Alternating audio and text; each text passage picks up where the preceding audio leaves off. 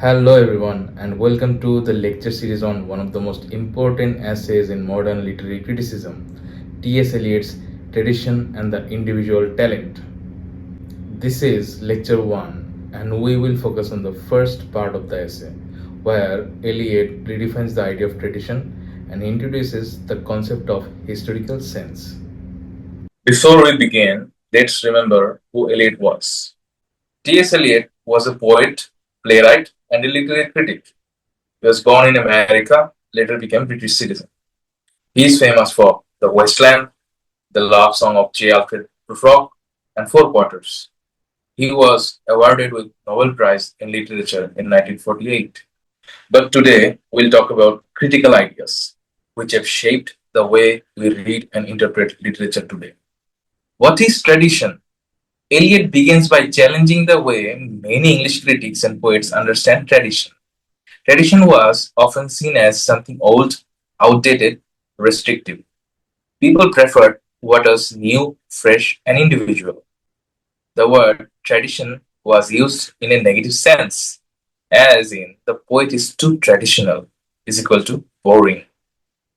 Eliot disagrees and begins his essay by saying that this approach is both ignorant and damaging to literature. Eliot's redefinition of tradition. Eliot gives the word a new and richer meaning. Tradition is not blind repetition. It is not about copying the past. It is not fixed. Instead, Eliot says, tradition cannot be inherited, and if you want it, you must obtain it by great labor. To be a great poet, one must know the literature of one's own country and the entire mind of Europe, engage with both ancient and modern works, develop what Eliot calls a sense of tradition, which must be cultivated. What is the historical sense? This is Eliot's most important concept in part 1. He says the historical sense involves a perception not only of the pastness of the past, but of its presence. This means good writers must understand that older works belong to the past, but also still speak to the present. And the past is not dead, it lives in great poetry. Example Homer, Shakespeare, Qazi Nazrul Islam all wrote for their own time, which is pastness of the past. But we still read them today because their ideas, emotions, and artistry still feel relevant, powerful, and important, which is presence of the past. A writer with historical sense is aware that literature is a long chain. The past and the present are interconnected, and one must write with awareness of what came before. Tradition as a living, changing system. Eliot's next point is revolutionary. He says the past must be altered by the present as much as the present is directed by the past. What does this mean? When a new work of genius appears, it changes how we understand older works, and those older works influence the new one. Example, after reading The Wasteland, readers revisited Shakespeare and Dante differently. So, tradition is not a fixed museum. It is a living structure, growing and changing over time. It's like being part of a relay race. One generation passes the baton to the next. How do you judge a new poet?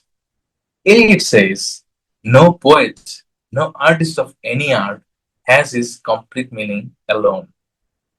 This means we must place each poet in relation to the whole of literature. A poet becomes significant only when we compare and contrast him or her with the past writers. For example, imagine literature as a bookshelf. Each great writer adds a new book. The whole bookshelf must be slightly rearranged to make space. This is how literary tradition grows. Eliot's warnings. See, tradition is not a choice of favorite authors. You must study critically, not emotionally. Great poets learn to separate what is valuable from what is not. Even lesser poets of the past must be considered because they help us to understand main literary movements. Can tradition and originality coexist? See, Eliot is not against originality. He is against empty novelty. He believes the most original parts of a new poet's work may be those most deeply rooted in tradition. Example, Eliot's The Wasteland is full of quotations from the past, but the result is entirely new. He adds value to the living tradition. Thank you for joining the lecture. See you in the next session.